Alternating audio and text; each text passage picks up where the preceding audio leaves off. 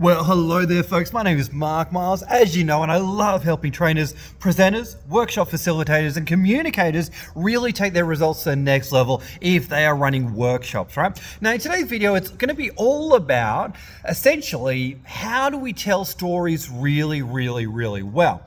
And I would postulate that as a great communicator, this is a really important skill to get our head around and get on top of. Now, if you're like me, though, for me, storytelling was a really difficult skill set to master, right? And you know, me going to dinner parties or different things, in my casual and personal life, I am not an animated storyteller, right? And I knew that, and I had to get over my resistance to actually telling stories and how to do it, right? Because what we realize as advanced communicators is storytelling is one of the most powerful strategies you can use to create faster transformation in your audience, right?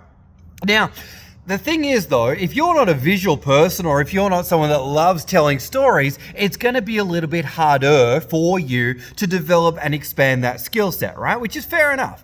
Now, for me, it all became a lot easier when I discovered that there were ultimately 5 key things that make a story really come alive. I'm just checking my notes here because I want to make sure I cover these 5 key points, right? So if you get these 5 key points down, then you're going to find storytelling is a lot easier and you're able to draw upon your stories a lot more effectively, right? So you may want to grab a pen and write these down, but the first one is timing. So ultimately you want to be thinking about when are you telling your story, right? And the better time to tell it is before the content, right? So tell your story, set it up, and set up the need for the content, and then it's going to be even more powerful, right? You can also use case studies, and you can use breakthrough and transformation stories and things like that. You can use war stories, but you have to think about the timing based on what are you teaching, when are you teaching it, and putting it strategically into your delivery. What we often see is people will put a bad story or a negative story at the very end of their session, and they find everybody walks out of their session feeling like SHIT, right? So you want to be thinking about what is the essence of the story, how's it going to make someone feel, and when is the best time to say the story.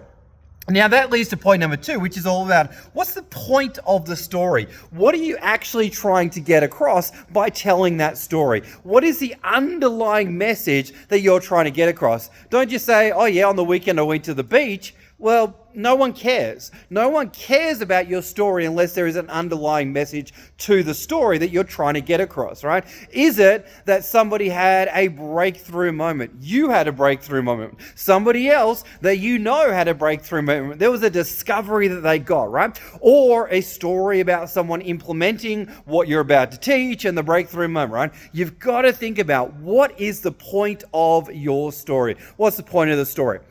Now, the next one is the characters, right?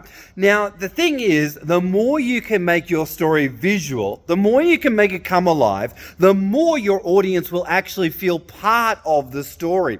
So in the story, if you could actually name people, talk about what they're wearing, talk about how they were feeling, how you were feeling, talk about the situation and where people are at, what was going on for them, all those details. If you think about it in the sense of the more you add in, the more people are actually going to take out. The more you add in, the more you draw people into your story, right? Now, if you're not a details person, this can feel a little bit challenging because you're like, why bother stating the obvious? But it's obvious for you, but not necessarily your audience, right? So characters, make them come alive. Now, the next point is a magic phrase that you can actually use to really draw somebody into your story, right? And you may want to grab a pen and write this one down, but the magic phrase is the following. If you had been with me. If you had been with me. So if you had been with me on Sunday at 3 o'clock, you would have seen me at the beach. Now, it was a beautiful, bright, sunny day. And if you had been with me, you would have seen me wearing my silly board shorts, my tank top, and you would have seen me with my friends kicking the ball on the beach, having a great time, all right? Full stop. So essentially, by simply adding in that one phrase, if you had been with me, I can draw you into the story and make you feel part of the event and describe things at a really, really deep level, which is really, really powerful thing to do. Now, the last thing we need to think about is ultimately that any story has to have a point to it, but also has to have the magic ingredients of decision and action. Decision and action. And you can say, I went to the supermarket, or you can say, the other night at 5 o'clock on Thursday night, you see, I was looking around my kitchen and I made the decision that I'd never made before. I finally made the decision that it was time to eat healthy. So I decided to take some new action. I got in my car, and if you've been with me, you would have seen me pretty excited, pretty pumped, because I knew this was going to be a transformational moment. Finally making the decision to get to the supermarket, but I wasn't going to go to any section of the supermarket. I was going to go to the health food aisle because it was time to take some new action and buy food that was really going to make a difference for me and my health. Full stop, right? So you can see how I didn't just say, I went to the supermarket and bought some healthy food, right?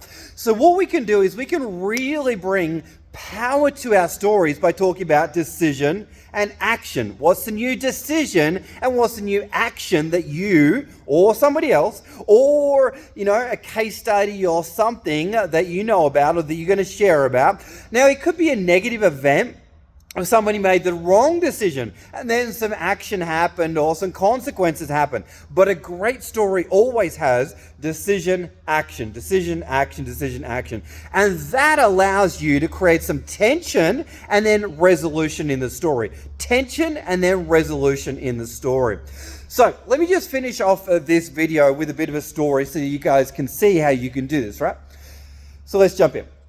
So my name is Mark, and something that you may not know about me is growing up, I absolutely hated public speaking. And I used to really do my very best to avoid public speaking as much as I could. Now, if you had been with me back in high school, you probably would have seen me in a very embarrassing moment. Now, if you'd been with me at my English class, you would have seen me up in front of the class. Now, this day was a very special day because I was about to deliver a presentation on first aid training and CPR. Now, it was very, very awkward because I had my best friend, Ben. He was actually a volunteer and I'd asked him to help me out. Now, if you'd been with me, you would have seen Ben lying on the ground in a very awkward position and me even like stressed out of my mind because I had all these things scripted out, all these things I wanted to say, but I lost all the saliva in my mouth. And I just got so nervous and so petrified in front of my peers. And I had Ben on the ground and I'm like, can I even do this presentation? Can I get through it? I don't know. And I was so stressed. And afterwards, I felt so terrible and so embarrassed because everybody made fun of me and everybody made a big deal out of it. And I got through it eventually, but it was the comments that people made afterwards that really kind of sucked. And it was in that moment I made a decision. I decided I was never, ever going to let public speaking get in my way or be a fear that was going to hold me back. And I took some action, and from that moment onwards, I made a commitment, dedicated myself to helping me overcome my fears, but also helping other people do exactly the same as well. Full stop. That's the end of my story, right? Now, definitely I can take that story in many different ways and different directions, but that is an example of how we can really take a negative experience, bring people into the story, and really make it light up, and people can get a lot out of our stories. But let's just recap. What are the 5 points? We got the timing. We got the timing of the story. We want to make sure there's a point to the story. We want to magnify the characters. We want to use that expression, if you have been with me, and we want to add some decision action. All right, folks, if you got some value from the video, if you did, like, comment, share, let's get the message out there. And as an awesome communicator, make sure you practice this skill of storytelling, because it's going to be one of the most powerful skills in your tool belt as a great workshop facilitator. My name is Mark Miles, helping you become the best trainer you can be. On that note, folks, thanks for watching the video, and we'll see you on the next one. Bye for now.